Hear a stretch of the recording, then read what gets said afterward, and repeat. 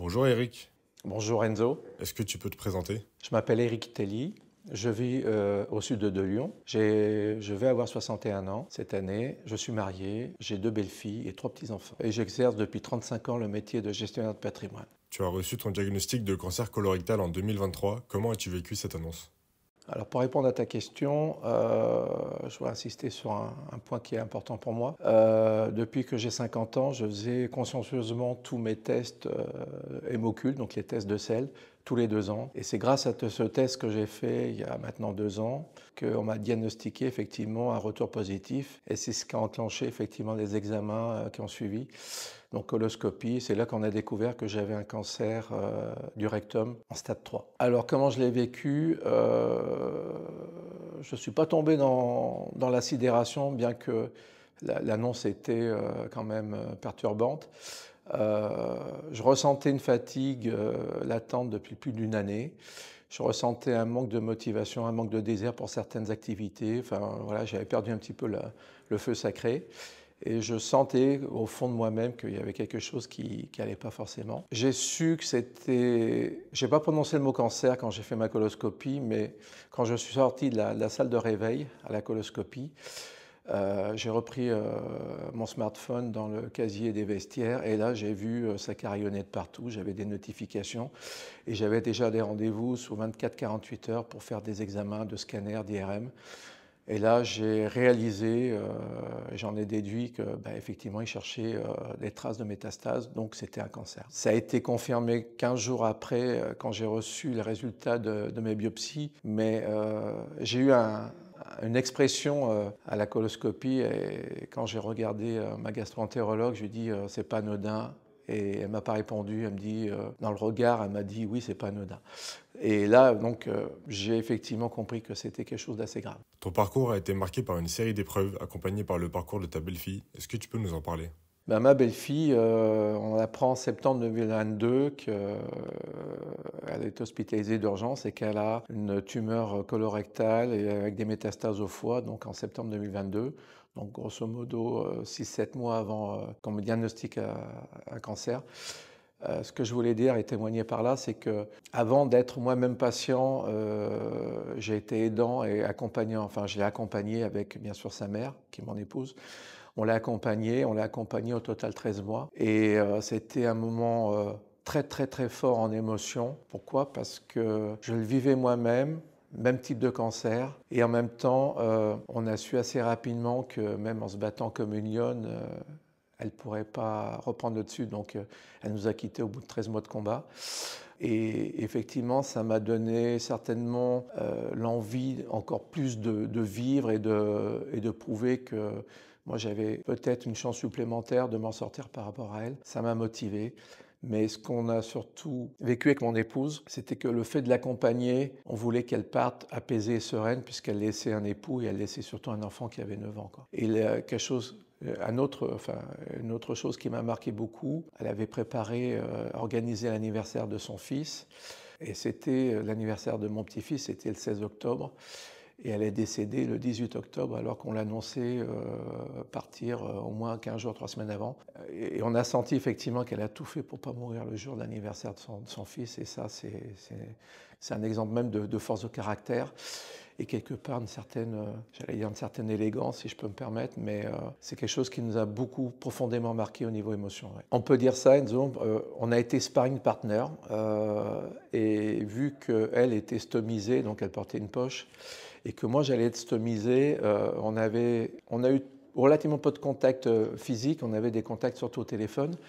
Et c'est quelqu'un qui m'a un petit peu coaché, qui m'a un peu mentoré sur comment fallait appréhender le fait de porter une stomie, même si c'était pas tout à fait le même style de stomie qu'elle avait, mais elle avait un vrai vécu, une expérience, et dans la situation où elle se trouvait, je trouvais que d'avoir cette force de caractère, de transmettre ces trucs et astuces, moi je trouvais ça grandiose parce que elle s'effondrait pas, elle s'écroulait pas, et au contraire, elle disait si je peux encore aider mon beau-père et je n'aimerais pas qu'il parte, enfin quelque part, c'était une complicité de patient à patient, de beau-père à belle-fille, c'était des moments très forts. Et un troisième moment très fort, c'est quand elle est partie dans la dernière ligne droite, elle est partie à l'hôpital avec sa petite voiture, sa petite Zoé, qu'elle a mise sur le parking. Elle ne pensait pas qu'elle ne repartirait pas chez elle. Elle ne pensait pas que ça serait aussi rapide. Mais à un moment donné, elle a compris qu'elle ne pouvait plus avoir de soins de chimiothérapie parce que le foie était touché. Donc elle était préparée à partir, mais elle a eu énormément de tact par rapport à son époux, son père, sa belle-mère, enfin, de tact, et surtout par rapport à son fils de 8 ans et demi, pour annoncer qu'elle avait tout fait pour pouvoir s'en sortir, et que malgré tout, elle ne pouvait pas. Et là, c'est la transmission, on va dire, de ces derniers échanges avec son fils, qui était réceptif, beaucoup plus que son mari. Ça a été lui expliquer qu'elle serait toujours là, mais différemment, que son petit-fils pouvait lui parler, s'exprimer. Enfin, c'est des moments qu'on vit peut-être dans certains films, certains romans. Là, on l'a vécu en direct. C'est des moments qui laissent des traces, qui sont des moments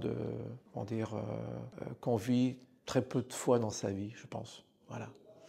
Donc ça a été un moment certainement de tristesse, puisqu'il y avait le décès et le deuil, mais c'était un moment qui nous a renforcés au niveau famille, qui a été un moment très de communion. Et c'est un moment également où je voulais qu'elle parte vraiment, où j'ai suggéré l'idée de se revoir, parce qu'on se revoyait pratiquement tous les jours, et de se revoir avec les albums de photos, de relater tous les moments heureux de son enfance, de sa jeunesse, de son adolescence, et de ne pas rester que sur des choses négatives ou tristes.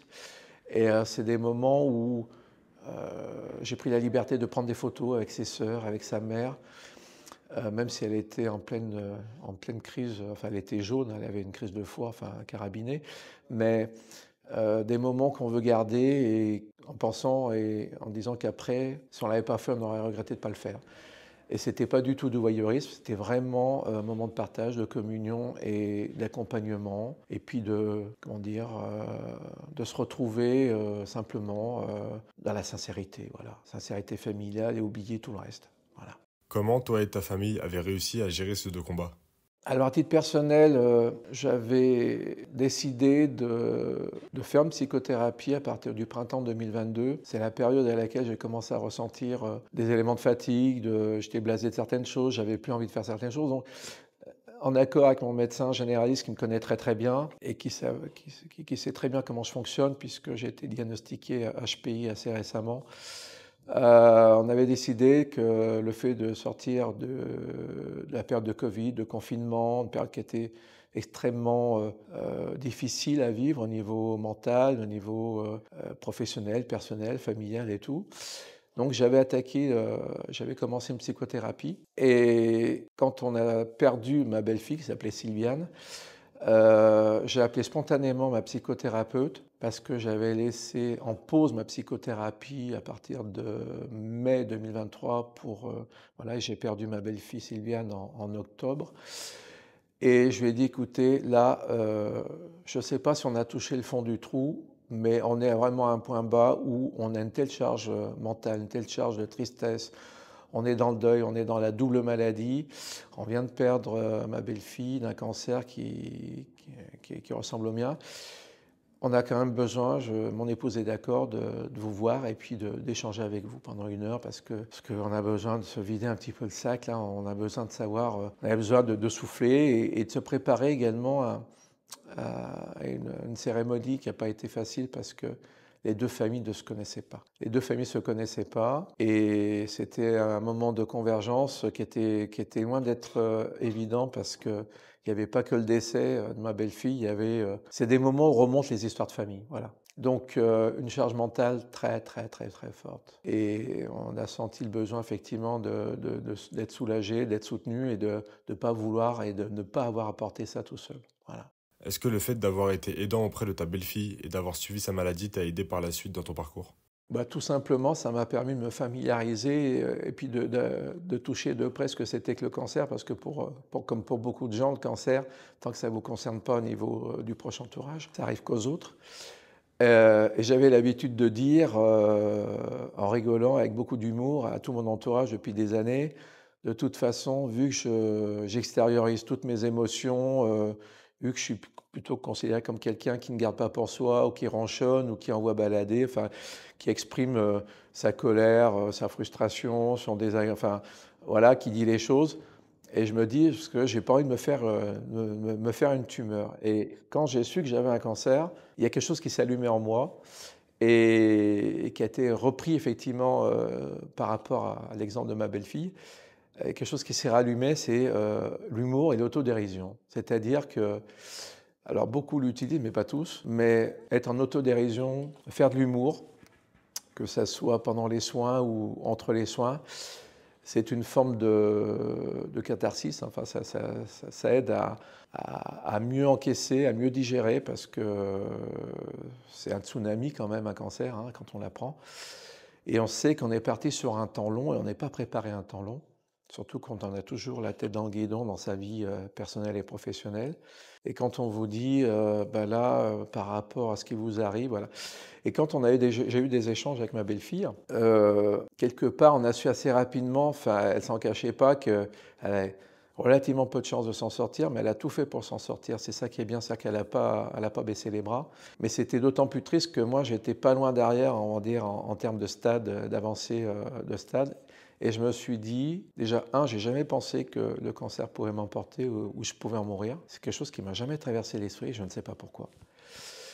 Et il y a une chose qui est certaine, c'est que ça m'a stimulé effectivement pour poursuivre sérieusement et scrupuleusement mes soins, avoir une hygiène de vie, avoir de la récupération, du sommeil, bien s'hydrater. Et surtout, il y a une chose que ma belle-fille m'a fait comprendre, c'est qu'il ne fallait pas s'isoler, il ne fallait pas s'enfermer et que les interactions sociales étaient primordiales. Alors, on avait ce point commun avec ma belle-fille, c'est qu'elle était assistante maternelle et elle adorait son métier et elle faisait ça chez elle. Elle est toujours avec un minimum de 3 enfants plus le sien, donc c'était vraiment une ambiance très, très animée.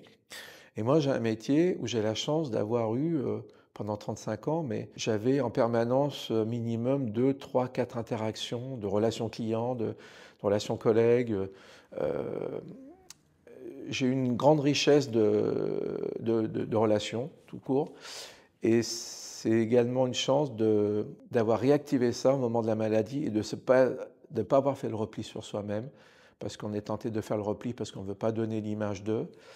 Il y a également, je pense que ça le fait pour beaucoup, mais pour moi c'était très fort, c'était la volonté de préserver dans la façon d'annoncer ce qui m'arrivait. Et des fois je me suis fait, un petit peu rabroué parce que quand j'annonçais que j'étais arrêté, que j'étais traité pour un cancer, les gens disaient arrête de te moquer de moi, c'est pas marrant de parler de ça et tu aurais pu trouver une autre façon de faire de l'humour. J'ai dit écoute, je suis très sérieux, on m'a diagnostiqué un cancer stade 3, je suis en soins, en soins. Là, je suis en pleine chimio, je déguste, je le montre pas. Mais moi, je le ressens parce que je suis fatigué et que voilà, j'encaisse. Et elle me dit, mais écoute, la personne auquel je pense me dit, mais Eric, c'est incroyable. Tu me dis que tu as un cancer et tu pars voir à la Coupe du Monde de rugby alors que tu as une poche. Mais c'est incroyable, j'hallucine quoi. Mais je lui dis oui parce que j'ai la chance de tenir. Mais j'ai la chance aussi de savoir saisir tout ce qui recharge tes batteries, tout ce qui te distrait de tes traitements, tout ce qui te sort la tête du cancer. Et j'en veux un exemple tout bête. Mon épouse a, dès le départ, mis un certain nombre de prérequis par rapport à notre résidence principale. Elle ne voulait pas voir traîner des sacs de médicaments, des boîtes à chaussures de médicaments. Elle ne voulait pas que notre appartement ressemble à une grande chambre d'hôpital, quoi, une chambre de patient. Et je respecte tout à fait ça, c'est-à-dire que j'avais mes soins en clinique ou j'avais des soins à domicile pour certains, mais en aucun cas, ça restait notre nid douillet, ça restait notre chez nous, ça restait un appartement qu'on a acheté ensemble, qu'on a décoré ensemble, qu'on a meublé ensemble. Et en tout cas, on tenait à ce que cette image d'un appartement accueillant et chaleureux reste. Et le fait d'avoir beaucoup d'interactions sociales, c'est-à-dire qu'on a même réactivé nos relations. Pourquoi? Parce que simplement, le fait d'être en arrêt de travail, même s'il y avait une certaine lourdeur de soins, me donnait la possibilité quand même d'avoir plus de temps libre et puis de recevoir ses amis, même pour un café, un gâteau café, enfin, un petit repas, un petit apéritif, etc. Parce que mon épouse en tant qu'aidante et moi en tant que patient et aussi aidant, on avait besoin, franchement, mentalement et physiquement, de recharger nos batteries et d'avoir une vie, somme toute, assez normale. Et c'est vrai qu'on s'est rendu compte que c'était l'occasion chaque fois de ne plus penser à la maladie. Alors même si nos amis sont tentés de poser la question, tu en es où, comment tu te sens, comment ça va, on essayait de répondre très synthétiquement en faisant des réponses sincères mais courtes et puis de passer à autre chose. Voilà. Donc on était plus sur vous faites quoi le week-end prochain, vous faites quoi pour les vacances, ben, nous on va faire ça, nous on projette de faire ça. On était déjà dans la projection de projets à court terme, à moyen terme et même à long terme. Aujourd'hui, tu es en rémission, tu dis que l'après-cancer est plus compliqué que les traitements, mais pourquoi? Complètement, je pense qu'avec 9 mois de rémission, j'ai un aperçu assez précis. Alors, il faut savoir que lorsqu'on rentre dans un protocole, c'est un parcours qui est fléché. Vous avez des équipes, enfin vous êtes au centre du dispositif, vous êtes la star du tournage, si je peux me permettre. Mais le parcours est fléché, vous avez vos rendez-vous de prix, vous avez votre taxi VSL qui est programmé, vous avez votre infirmier qui vient vous voir. Enfin, je dirais, voilà. Quand vous faites les cures de chimio, vous retrouvez vos copains et copines de jeu. Ça, c'est des expressions qui me sont propres, mais qui sont reprises par d'autres. On se retrouve toujours dans le même salon parce qu'on prend ses habitudes, puis ça rassure. Le traitement du cancer, tout le protocole est bien préparé, expliqué. Il y a un bon suivi, il y a des modifications de parcours quand c'est assez nécessaire. On corrige le tir, on gère les effets secondaires, on gère aussi les moments d'urgence. J'en ai eu 3 au total dans mon parcours qui a duré 1 an. Et puis on parle pas trop de l'après, voilà, on parle pas trop de l'après. Dans mon cas, j'ai eu ce qu'on appelle une résection intestinale. J'ai porté une stomie une stomie c'est une poche, une iléostomie pendant 5 mois et demi. Et après, j'ai eu la dernière opération, donc la fin du parcours, on m'a enlevé la stomie et on m'a fait une remise en continuité digestive. Et j'avais quelques témoignages de gens qui ont vécu le même parcours que moi, et je savais que ça allait être quelque chose d'assez laborieux, chaotique, rock'n'roll certains jours, mais j'imaginais pas que ça serait à ce point-là. Après, ça appartient qu'à moi parce que chacun réagit différemment. Mais l'image que je veux laisser, c'est que c'est quelque chose qui n'est pas suffisamment abordé et expliqué. Pourquoi? Je pense savoir pourquoi, après ça n'engage que moi.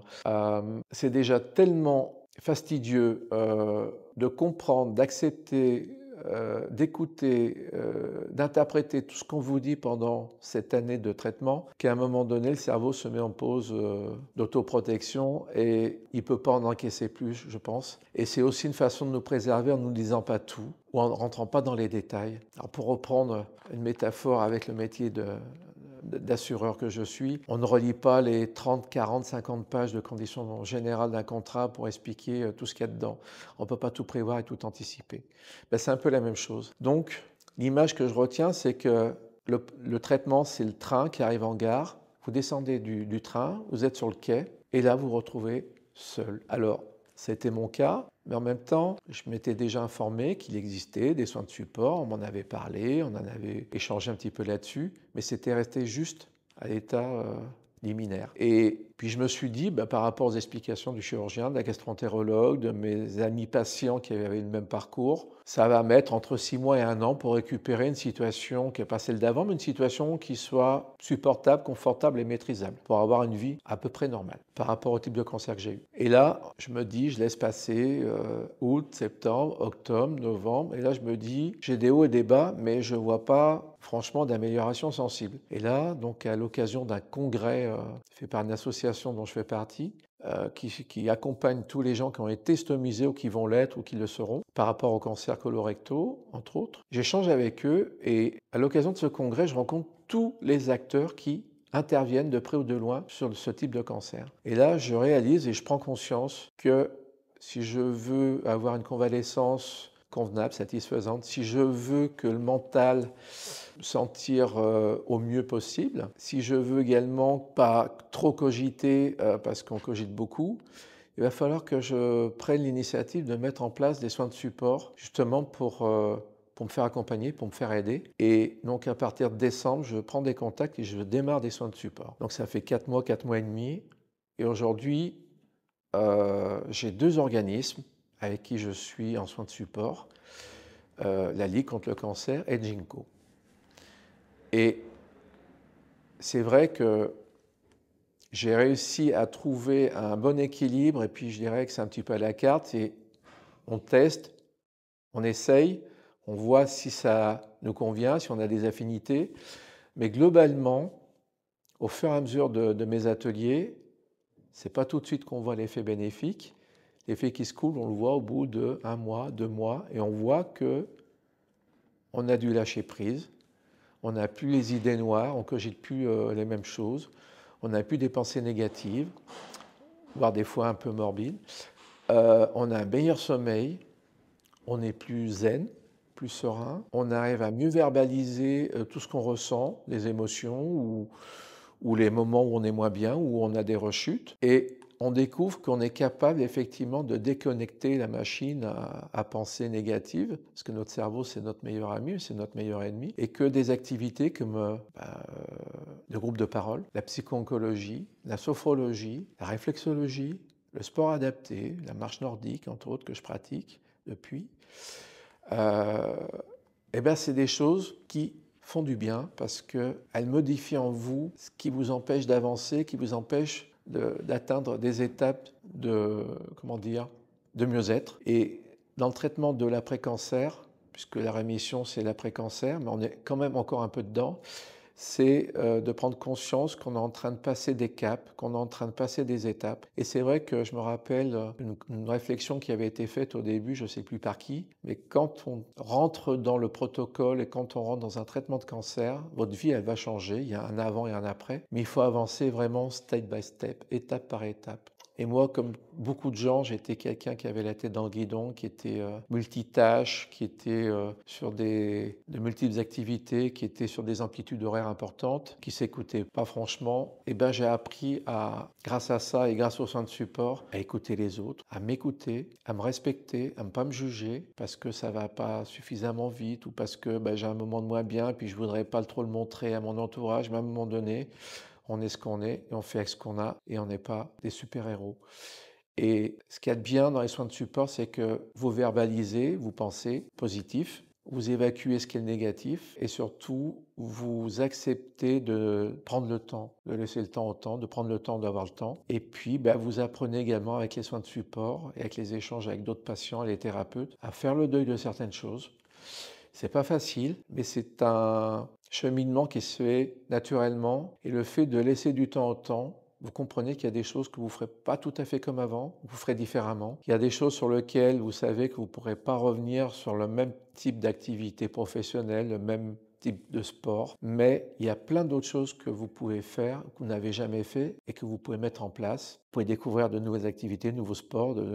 L'art-thérapie, pour moi, c'était vraiment sortir de ma zone de confort et je m'éclate en art-thérapie. Parmi tous les soins de support que tu as testés, lesquels t'ont le plus aidé et pourquoi? À un moment donné, il y a des clés qui se font et je me dis, parce que je suis quelqu'un qui était plutôt assez leader, assez pilote de sa vie, assez autonome, assez indépendant, j'ai compris qu'il fallait accepter d'être accompagné et évacuer ses a priori, ses préjugés sur les soins de support comme si c'était comme les médecines parallèles ou comme les médecines de confort. Un peu, je vais être provocateur, mais c'est gentil ce que je dis, mais oui, mais les soins de support, c'est des trucs pour les bonnes femmes. Voilà, c'est des trucs pour les bonnes femmes. C'est pour ça qu'aujourd'hui, je le dis devant la caméra, mais si je témoigne, c'est aussi pour que les hommes comprennent que, comme les femmes, on est fait pareil. On a besoin des soins de support, ou alors si on n'en a pas besoin, les soins de support vont vous aider énormément. Mais ce n'est pas un effet qui sera immédiat, forcément. C'est un effet qui va venir au bout du temps, et vous allez voir que c'est au travers du regard et des réactions des gens que vous côtoyez, ou de vos conjoints, de vos familles. Les gens vont changer de regard vis-à-vis de vous parce que, quelque part, vous vous bonifiez, quelque part, vous avez plus d'humanité, quelque part, vous êtes moins stressé qu'avant, vous êtes plus dans une certaine forme de sagesse, de philosophie, parce qu'on a conscientisé sa finitude. Hein. Alors, c'est tout ce que, quand on est, on va mourir un jour, mais une épreuve comme le cancer ou d'autres pathologies graves, on sait que de toute façon, on conscientise sa finitude ou la fin de vie ou le décès prématuré parce que s'il n'y a pas de traitement et si on n'a pas la chance d'être en rémission et en guérison, c'est le cancer qui l'emporte. Et à partir du moment que vous avez conscientisé ça, mais surtout vous l'acceptez, vous l'intégrez, l'accepter c'est peut-être des fois un peu compliqué, mais vous l'intégrez, à ce moment-là vous avez passé un cap, le fameux step dont je parlais tout à l'heure, et voilà. Après, dans tout ce que j'ai testé, ce que je pratique, qui m'a réellement bluffé, et qui, pour moi, pour ma part, ça engage que moi, qui m'a vraiment fait du bien, deux choses, je retiens deux choses. La sophrologie, je ne connaissais pas du tout. Et là, franchement, c'est vraiment bluffant parce que j'ai fait un premier module d'une dizaine, une douzaine de séances. Je rattaque avec la plupart de mes copains et copines de jeu, on rattaque un deuxième module et on a tellement kiffé ça que aujourd'hui c'est presque devenu quelque chose dont on ne pourra pas se passer, où il va falloir qu'on en retienne vraiment les effets positifs. Et ces exercices d'autosuggestion, ces exercices de respiration, ces exercices où on évacue mentalement et physiquement toutes ces charges négatives, toutes ces charges médicamenteuses, où on évacue vraiment, on verbalise, on visualise ce qu'on est en train d'évacuer. Quand on voit qu'on piétine ces mots qui nous font mal, ces émotions qui nous font mal et qui nous triturent encore, et ça a un impact sur le cerveau, c'est incroyable. À partir du moment où on accepte d'ouvrir ses chakras, qu'on se dit pourquoi pas, ça peut fonctionner. Et, enfin, en tout cas, sur les collègues qui sont avec moi dans les ateliers, ça fonctionne. Et là, je parle de gens qui sont aussi bien en traitement que des gens qui sont comme moi en rémission, c'est-à-dire que ça fonctionne aussi bien pendant la période du protocole qu'après. La sophrologie, c'est vraiment celle qui m'a le plus bluffé. Le deuxième qui me fait un bien fou, c'est le groupe de parole. C'est un groupe constitué, mais qui est pas figé, où on a effectivement, on arrive à se connaître au bout de quelques mois. Mais là, sur la dernière séance que j'ai faite, donc c'est en visioconférence. Alors je pensais que des soins de support en visio n'avaient pas le même impact qu'en présentiel.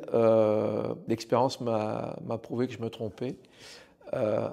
Mais sur la dernière séance que j'ai fait le week-end dernier, nous étions deux anciens, entre guillemets, et deux nouveaux. Et c'était magique parce qu'il y a une complicité, il y a une écoute, il y a une confiance, il y a une bienveillance qui s'instaure tout de suite entre les patients qui débarquent dans le groupe de parole et qui se disent mais bon, je vais tester, je vais voir, mais bon, je ne vais pas forcément continuer, je ne vois pas ce que ça peut m'apporter.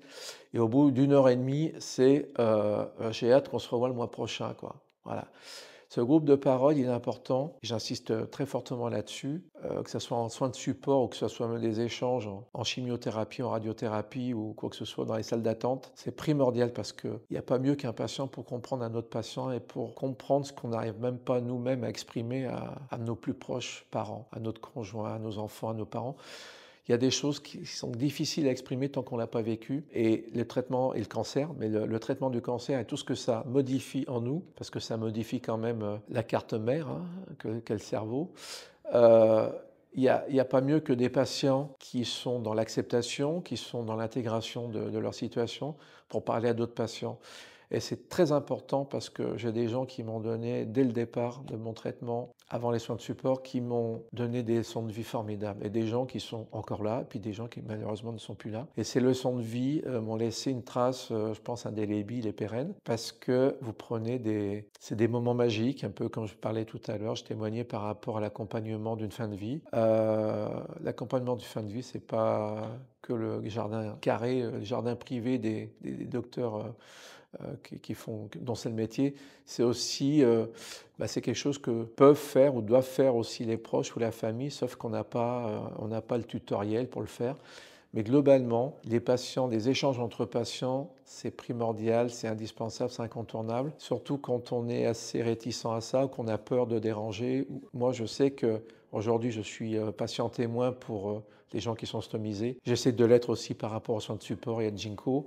Mais quand on a cette facilité ou cette capacité à transmettre quelque chose de beau, de magnifique et surtout une projection de l'après qui donne quand même une image très positive de on peut s'en sortir très bien, on peut même s'en sortir, j'allais dire, meilleur. Le cancer, c'est pas une fatalité, c'est pas forcément la volonté d'un Dieu quel qu'il soit. Le cancer, c'est une épreuve de vie, c'est quelque chose qu'on s'est quand même construit, enfin que notre corps a construit à un moment donné.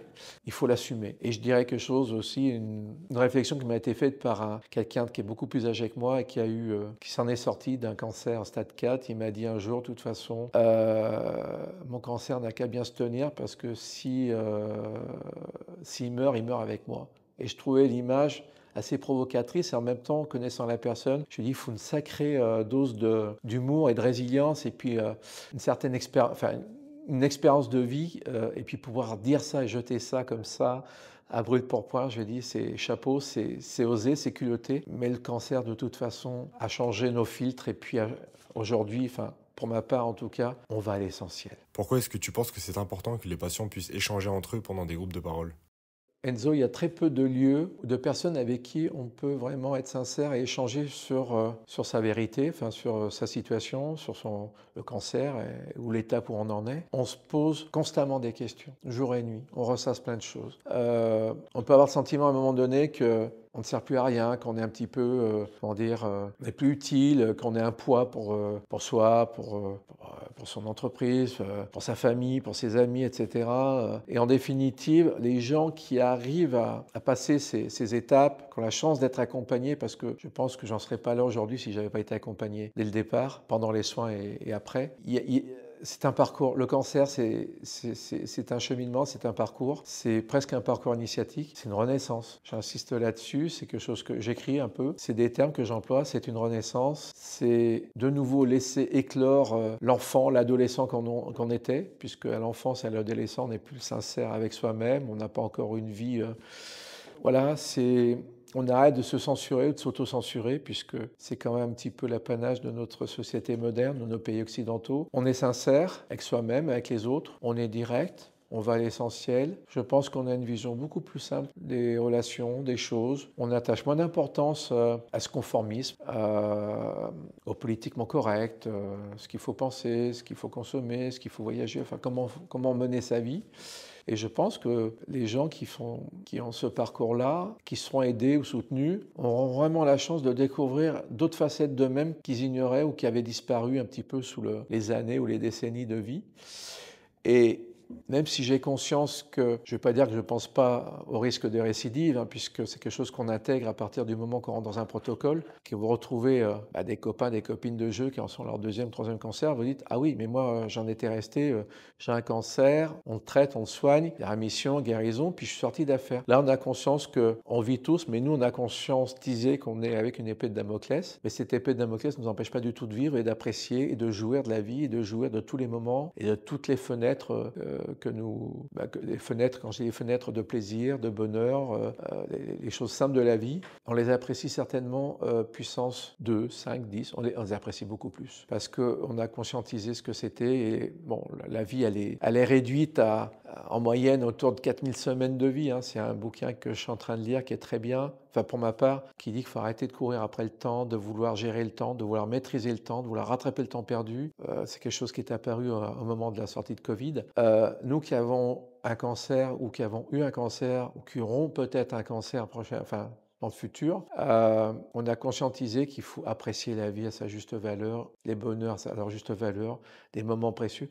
Et surtout, prenez le temps. Ne rien faire, aujourd'hui, pour moi, c'est carpe diem, c'est ne rien faire, c'est un luxe. C'est un luxe que tout le monde peut se permettre, qu'on s'interdit de se permettre parce qu'il faut remplir le vide, il faut remplir le silence, il faut remplir l'oisiveté ou l'inactivité, c'est faux. Tout le monde sait, ça a été prouvé que ne rien faire, c'est comme de bien se reposer, bien dormir, avoir un bon sommeil réparateur. Votre cerveau se recharge, et ben ne rien faire, c'est aussi recharger votre cerveau et votre machine à émotion qu'est le cerveau. Et j'en terminerai pour dire, Enzo, je me suis surpris à reprendre la lecture depuis à peu près 6 mois, c'est-à-dire que ça fait 19 mois que je suis arrêté. Il a fallu quand même attendre pratiquement plus d'1 an la fin de mon traitement pour me dire je m'accorde la possibilité, le droit ou l'envie de replonger dans l'imaginaire de la lecture, de partir dans des trucs complètement dingues, de m'échapper dans la lecture, quel que soit le type de lecture, et ça fait un bien fou. Et je suis persuadé que ça aide énormément à déconnecter le cerveau de toutes ces pensées négatives dont je parlais tout à l'heure. La lecture, c'est une super machine à fantasme. Et fantasmer quand on est dans nos situations, ça fait un bien fou. C'est une drogue qui fait un bien fou, qui est gratuite et qui n'est pas nocive. Qu'est-ce que ton suivi chez Ginkgo t'a apporté par rapport à un suivi médical classique? Le suivi médical classique, Enzo, à part la psychothérapie clinicienne, je veux dire, ou d'autres alternatives, mais ça, c'est des initiatives très personnelles. Mais quelqu'un qui ferait abstraction des soins de support, il se prive déjà, sans parler des soins, il se prive déjà d'un lieu de rencontre qui est vraiment, comment dire, c'est un havre de paix, les lieux, les ateliers. C'est un lieu pour nous, mais qui fait également maintenant, il y a des soins de support pour les aidants. Donc on a pris conscience quand même qu'il fallait s'occuper des aidants, c'est très important, parce que les aidants, ce ne sont pas des auxiliaires de vie, les aidants, c'est des gens qui ont besoin de recharger leur batterie aussi, et qui ont besoin d'évacuer aussi leur tristesse, leur frustration, le fait que... Être aidant, c'est pas un sacerdoce. Être aidant, mon épouse est aidante, mais avant tout, c'est mon épouse. C'est la mère de mes beaux-enfants, c'est la grand-mère de mes petits-enfants, et elle ne peut pas endosser tous les rôles, et il ne faut pas lui demander ça, mais il y a un moment donné, quand on est dans un rôle où c'est plus de l'auxiliaire de vie, on coupe la relation qu'on a, alors que la personne, on vit avec, mais on n'a plus le même type de relation. Donc il fallait chercher, je pense qu'il fallait chercher dans les soins de support ou dans des démarches plus personnelles, il fallait chercher les thérapeutes ou les soins, ou les spécialistes, ou les experts qui sont là pour écouter, avec qui on peut s'épancher, qui sont là pour écouter vos bobos, votre mal-être, vos peurs, vos phobies. Vous savez, c'est pas votre conjoint que vous allez dire écoute, va falloir qu'on aille chez le notaire parce que il faut voir si on a bien pris notre disposition au cas où. On parle même pas du cancer qui peut m'emporter, on parle juste de l'anesthésie ou de l'opération qui peut mal se passer. Donc on garde toujours un voile de pudeur, même avec la personne qui est la plus proche. Avec les soins de support, ou avec les autres patients, ou avec les thérapeutes, quels qu'ils soient, ils sont formés pour, c'est leur job, ils ont l'écoute pour ça. Et ce que je conseille, j'aurais qu'un terme, on en parlait tout à l'heure avant le tournage, mais osons. Faites le premier pas, faites le deuxième pas, et vous verrez que vos a priori, vos préjugés, vos idées préconçues, elles vont vite tomber. Et vous verrez que le bien-être, le mieux-être, le confort que ça vous apporte, la sérénité que ça apporte est tellement incommensurable qu'aujourd'hui, on se demande comment on peut faire sans. Voilà. Et moi qui suis un homme, donc qui a été éduqué dans un système d'éducation assez machiste, qui reprend un petit peu le mal alpha, voilà. Jamais mal, je m'écroule pas, je tomberai pas, j'ai pas de faiblesse, moi je l'assume complètement. Mais qu'est-ce que c'est bon de pleurer, qu'est-ce que c'est bon de craquer, qu'est-ce que c'est bon, c'est même indispensable, qu'est-ce que c'est bon de faire preuve de modestie, d'humilité, de dire je suis fort, parce que mentalement je suis fort. Beaucoup de résilience, on m'a toujours dit ça. Mais à un moment donné, il faut accepter de se laisser porter, épauler, soutenir par d'autres personnes dont c'est le métier ou qui auront, les mots qui vous toucheront. Et ça, c'est pas votre médecin généraliste, c'est pas à votre conjoint, c'est pas vos enfants, c'est pas vos parents, c'est pas votre frère et soeur, c'est pas vos voisins, votre meilleur ami à le faire. Ils le font alors, ils le font, bien sûr naturellement de vous soutenir. Mais à un moment donné, il faut quand même aussi avoir des professionnels qui savent, qui vont interagir sur des leviers qu'on ne maîtrise pas nous-mêmes. Le cerveau est un organe très complexe. Je parlais des émotions. Je suis quelqu'un qui est très émotif et ça a du bon, ça a du moins bon parce qu'à un moment donné, quand on est submergé par nos émotions, il faut savoir aussi les canaliser. Et j'ai trouvé cette solution, j'ai trouvé de l'apaisement grâce aux soins de support, grâce aux patients, grâce aux échanges. N'ayez pas peur de rencontrer des gens. La plupart, pas tous, mais la plupart vous conseilleront, vous donneront des astuces, des trucs, auront de la bienveillance sincère avec vous. Et ça vous boostera, ça vous rechargera pour aller de l'avant, pour aller plus loin. Et surtout, vous vous sentirez sur le chemin de la guérison, vous vous sentirez beaucoup mieux. Tu as eu des périodes avec des troubles cognitifs compliqués. Est-ce qu'ils sont encore présents aujourd'hui?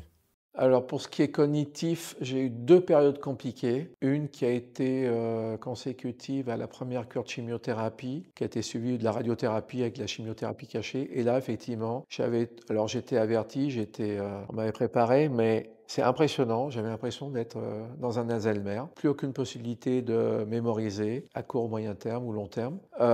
Des gros problèmes de concentration, d'attention. Je n'arrivais pas, même pour organiser mes plannings de rendez-vous, tout ça, je faisais des erreurs, des oublis, etc. Des vrais problèmes de concentration. Et à ce moment-là, effectivement, cette époque, donc c'était fin 2023, j'étais à 3 mois j'avais fini ma première chimio. J'avais pris l'initiative de contacter un organisme qui fait des soins de support support sur le cognitif et j'avais à distance des exercices à faire qui étaient très bien, que j'ai pas forcément fait régulièrement, mais j'ai trouvé que c'était une façon effectivement d'essayer de de continuer l'entraînement pour pas trop perdre. La mémoire est bien revenue, enfin la connectivité elle est revenue relativement vite, c'est-à-dire à la fin de mon parcours, mon premier parcours chimio plus radiothérapie, il y a eu l'opération et donc 2-3 mois après, j'ai recouvré la totalité de mes capacités cognitives, donc j'étais rassuré. Et puis dans mon cas, j'ai eu une chimiothérapie post-opératoire qui a rebalayé tout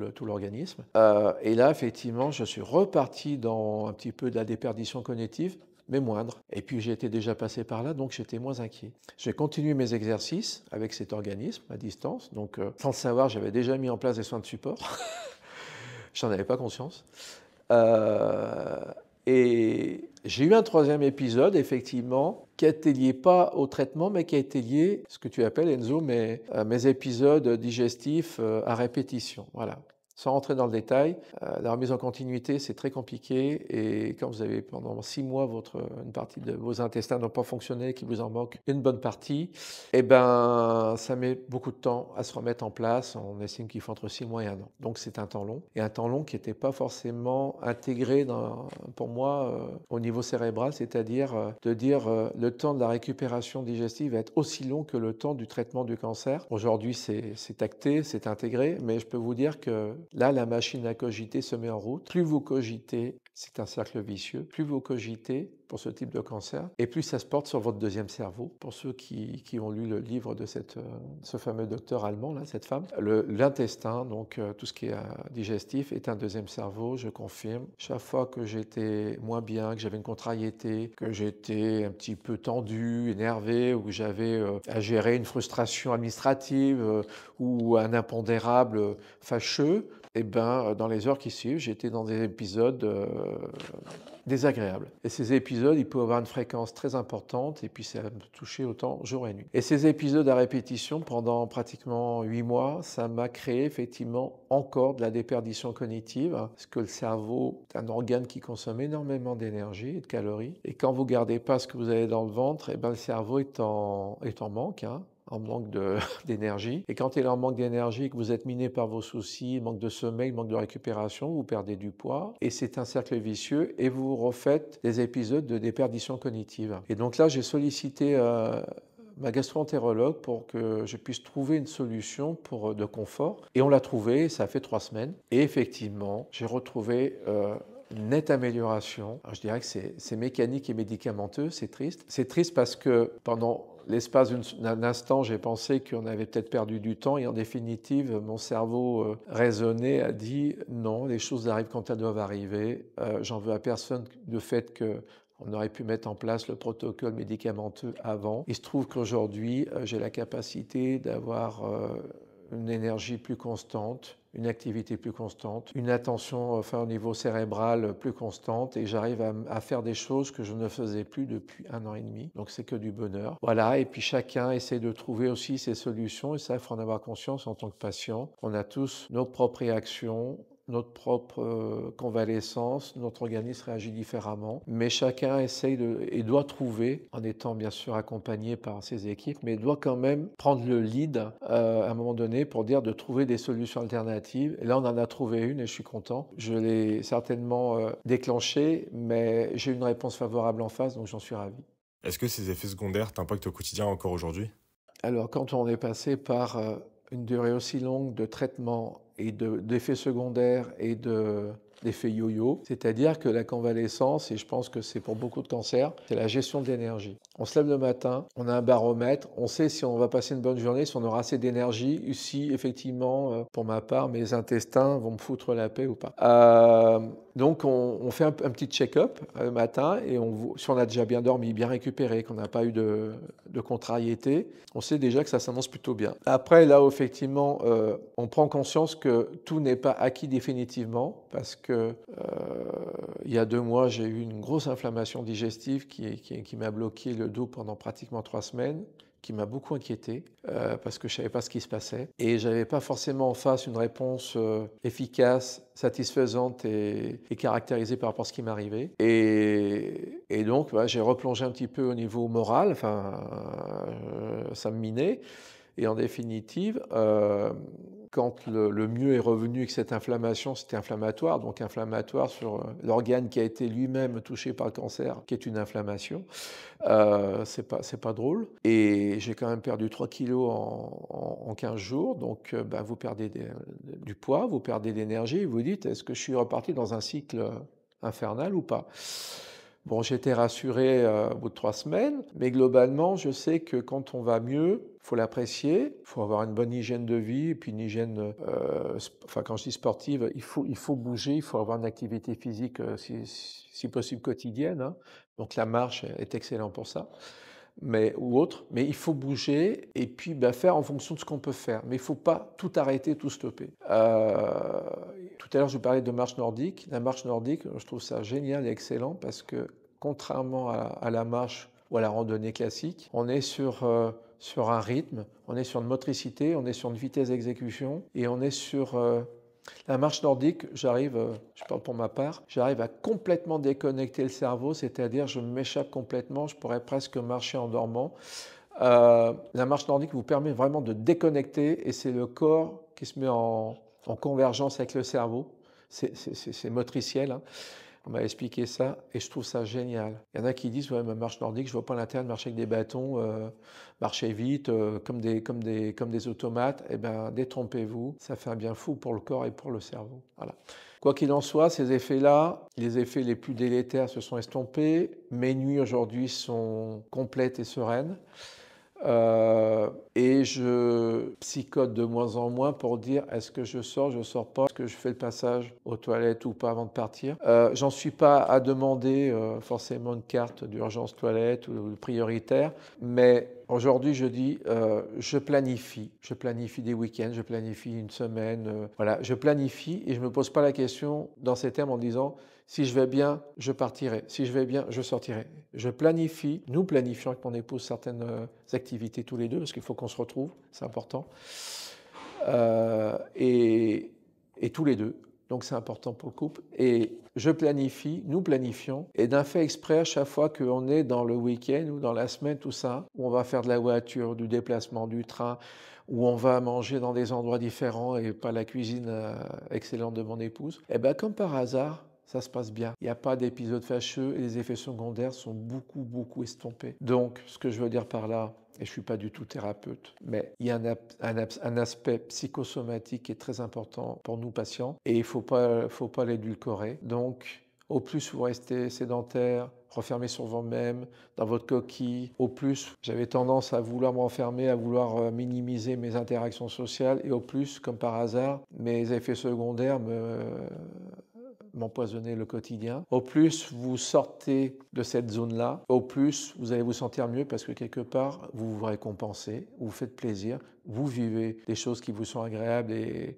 qui, voilà, dont vous avez besoin. Vous recouvrez une vie normale et le psy effectivement a beaucoup moins d'impact négatif dans ces moments-là. Ça faut en avoir conscience, je l'ai testé des dizaines de fois. Voilà. Est-ce que tu aurais un message à faire passer à des personnes qui sont en cours de traitement? Le message, c'est oser. Oser faire ce qui vous fait envie, oser sortir de vos zones de confort, oser faire des choses que vous ne faisiez pas forcément avant, que vous n'avez pas fait depuis longtemps. Vivez votre vie, vivez pour vous, faites-vous plaisir. Récompensez également les gens qui sont les plus proches parce qu'ils le méritent amplement, parce que le travail qu'ils font, ils le font parce qu'ils vous aiment, ils nous aiment, mais quelque part, c'est un tel investissement qui mérite aussi de retrouver des moments de calme plat, de vie à deux, de moments de partage, de moments de convivialité, des moments familiaux, des moments amicaux. Si effectivement vous avez des moments plus compliqués, appréciez encore plus ces fenêtres où vous êtes mieux, où vous allez bien. Ne regrettez pas d'avoir fait certains excès. Quand je dis excès, attention, je m'entends, mais si vous mangez un peu plus que d'habitude, si vous reprenez 2 fois quelque chose, si vous faites un barbecue, enfin si vous avez des choses que vous savez pertinemment que ça va vous peser 1 ou 2 jours sur le ventre, ou ça va vous fatiguer, vous allez avoir des effets secondaires, c'est pas grave. l'effet bénéfique est tellement supérieur aux quelques petites contrariétés, faites-le, vous avez le droit, permettez ça. Mais ayez conscience que la vie est belle, elle est courte, mais franchement, le cancer étant une épreuve, que vous soyez en traitement ou que vous soyez en rémission, osez, vivez. Puis surtout, quand vous trouvez quelqu'un qui est à l'écoute ou quelqu'un ou un autre patient ou quelqu'un qui vous dit ah mais je t'avais pas dit, enfin, je ne savais pas, mais moi-même j'ai eu un cancer il y a quelques années. Vous trouverez toujours une oreille attentive et quelqu'un qui est capable de vous écouter, de vous comprendre, avec qui vous pouvez vous confier sans avoir le sentiment de déranger ou de vous imposer. Toi Enzo, c'est quelque chose, je me suis accordé dès le départ, on m'a diagnostiqué un cancer, à un stade quand même assez grave. J'accompagne quelqu'un qui en est décédé, j'accompagne d'autres personnes qui en sont décédées, d'autres qui sont guéries, d'autres qui sont en voie de rémission. Il y a de tout, mais c'est la vie. En tout cas, faites-vous plaisir, osez, permettez-vous de faire des choses. Là, cet été, je vais faire un baptême de saut en parapente avec le filleul de mon épouse qui est prof de parapente. Ça fait 5 ans qu'on en parle, je le fais. La semaine dernière, ça fait 3 ans et demi que je veux absolument m'offrir un beau couteau la gueule qui fait tire-bouchon parce que j'adore ça. J'adore, c'est une vraie pièce d'art, enfin une œuvre d'art. Et bien la semaine dernière, je me le suis commandé, je me le suis offert. Et voilà, il ne faut pas raisonner sur tout, sur le côté c'est raisonnable, oui, financièrement, enfin le coût, etc. Et à un moment donné, ce que vous avez reporté, repoussé, ou des fois on s'interdit, ou on dit c'est pas raisonnable, faites-le. Faites-le. Si vous voulez faire un saut en parachute, faites-le. Si les conditions sont requises. Si vous voulez faire des choses qui sortent de l'ordinaire, faites-le. Parce que franchement, de réaliser ses rêves, quel que soit le niveau du rêve, ou des envies, il ne faut pas se l'interdire, il faut arrêter de se censurer, de s'auto-censurer et d'être dans le raisonnable. Le raisonnable, c'est la norme. Et vous l'aurez peut-être compris, la norme, je pense l'avoir respectée pendant 58 ans. Mon cancer a changé radicalement mon point de vue là-dessus et j'ai pas envie d'être dans la norme. Et j'en suis fort heureux. Est-ce que tu aurais un message pour les proches aidants? Merci pour ce que vous faites. Et surtout que quand on est aidant familial, etc., ayez conscience que vous n'êtes pas seul. Je citerai quelques exemples de... J'ai mon épouse qui participe régulièrement à un café des aidants. Un café des aidants, c'est en général les mairies ou les CCAS qui dépendent des mairies, des communes, qui organisent ça, des centres sociaux.